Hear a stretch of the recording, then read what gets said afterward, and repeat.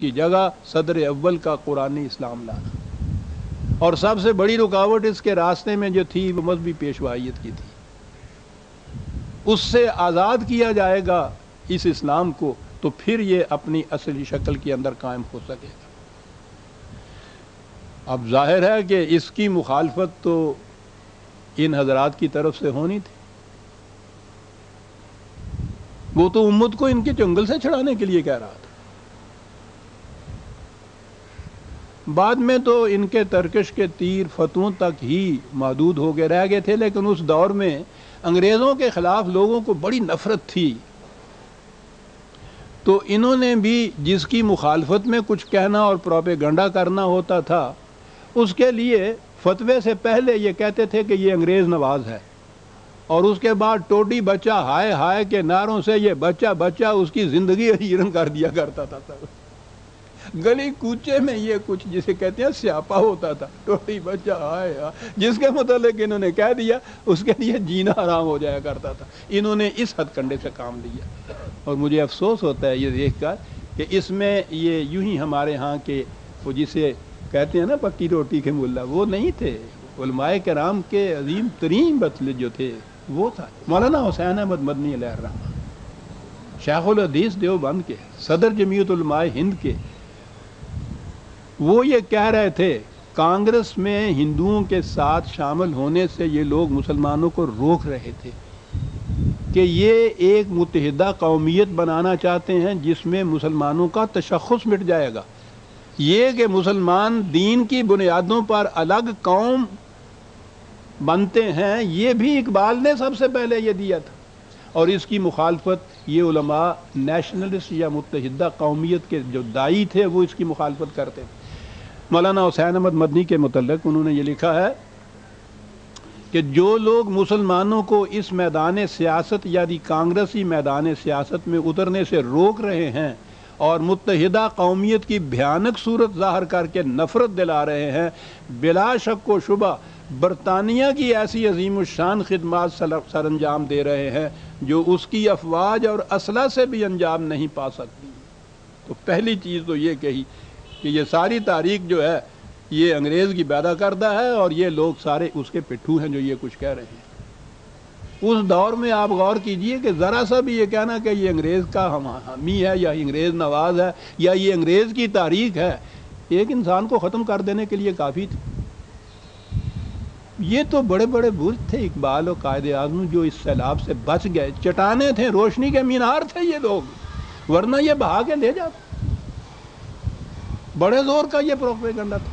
انہوں نے دوسری جگہ لکھا ہے اقبال کا نام لے کر، کہتے ہیں کہ غرضے کے جادوگران برطانیہ نے اپنی ساحرانہ کارگزاریوں سے سر سید جیسے تجربہ کار عقل مند شخص کو نہ صرف متحدہ قومیت سے بلکہ پالیٹکس اور آئینی جدوجہد سے بھی روکا، اور اس کے ذریعے مسلمانوں کو ہمیشہ سیاست سے الگ رکھوا کر بالکل نابلد اور ڈرپوک بنا دیا۔ سر سید سے سب سے پہلے اس کی مخالفت اس لیے ہو رہی تھی۔ کہا کہ پھر اگر ڈاکٹر اقبال مرحوم اس سحر سے مسحور ہے تو کیا تعجب ہے۔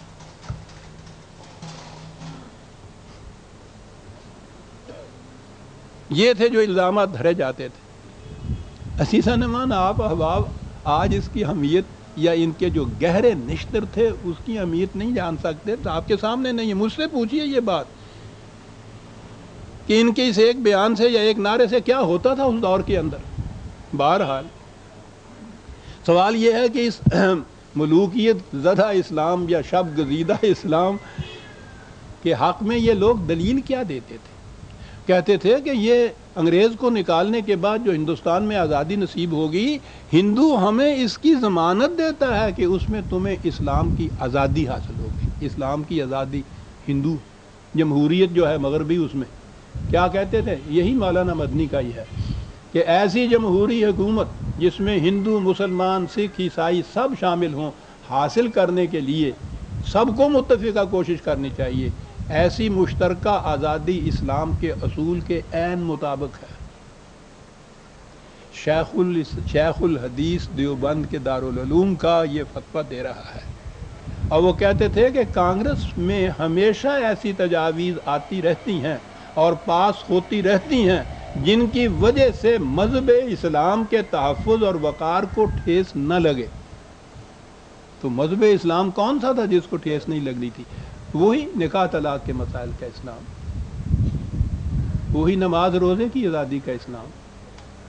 اقبال تو آخری بیان اور ہے ان کا جو اس کے ساتھ انہوں نے دیا، ورنہ وہ تو ایک آدھ شعر میں بات کر جاتے تھے۔ اس کے جواب میں انہوں نے کہا یہی تھا کہ ملا کو جو ہے ہند میں سجدے کی اجازت، نادان سمجھتا ہے کہ اسلام ہے آزاد۔ سارے دلال کا جواب ایک شخص کے اندر ہے۔ علامہ اقبال کے بعد قائد اعظم علیہ الرحمہ وہ میدان میں آئے۔ انہوں نے آ کے بھی جو کچھ پہلے اقبال نے کہا تھا اس کو اور نمایاں حیثیت سے وہ سامنے لائے، کیونکہ وہ بڑے ذکی النیاق بھی تھے اور اعلیٰ پائے کے مقنن بھی تھے، اس لیے وہ اس کے اندر ایک قانونی حیثیتیں بھی اس کی واضح کرتے چلے جاتے تھے۔ لیکن سب سے پہلی چیز انہوں نے بھی یہی کہی کہ اس میں خطرہ سب سے زیادہ مذہبی پیشوائیت کی طرف سے ہے۔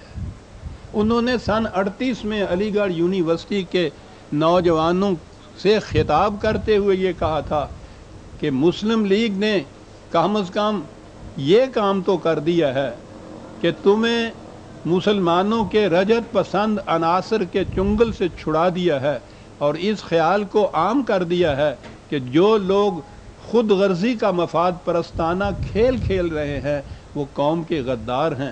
اس نے بلا شک و شبہ تمہیں اس ناخوش آئند، وہ انڈیزائریبل ہے انگریزی کا لفظ، غیر مطلوب عنصر کی جکڑ بندیوں سے آزاد کر دیا ہے جس سے مولوی یا مولانا کہتے ہیں۔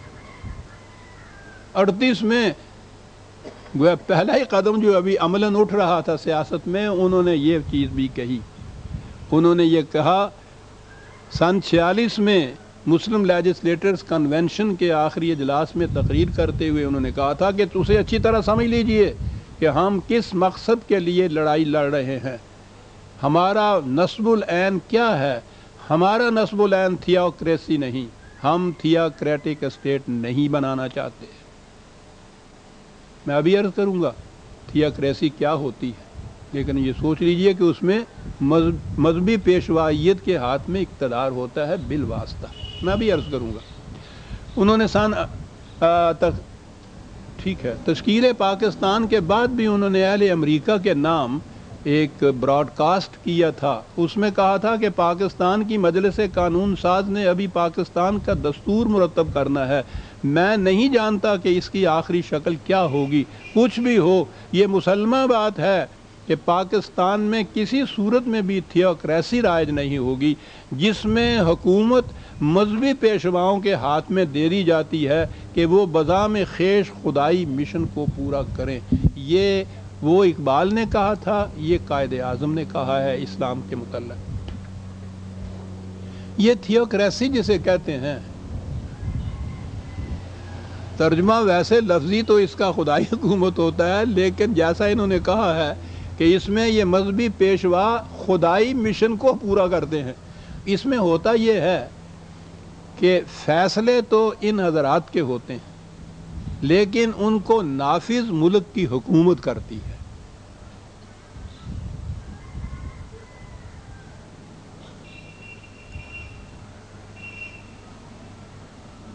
مثلاً علماء کی طرف سے اگر یہ فیصلہ ہو جائے کہ کل عید نہیں ہوگی تو حکومت کا علم الافلاک کے ماہرین ہزار اس کی مخالفت کرتے رہیں، فیصلہ وہی ہوگا جو انہوں نے کہا ہے اور حکومت اس فیصلے کو نافذ کرے گی۔ تو آپ نے غور فرمایا کہ یہ بالواسطہ اقتدار کی کتنی بڑی بیان، یعنی ذمہ داریاں ساری جو اس کے بعد جو کچھ ہونے والا ہے وہ تو حکومت کی ہوگی، فیصلہ ان کا نافذ ہوگا۔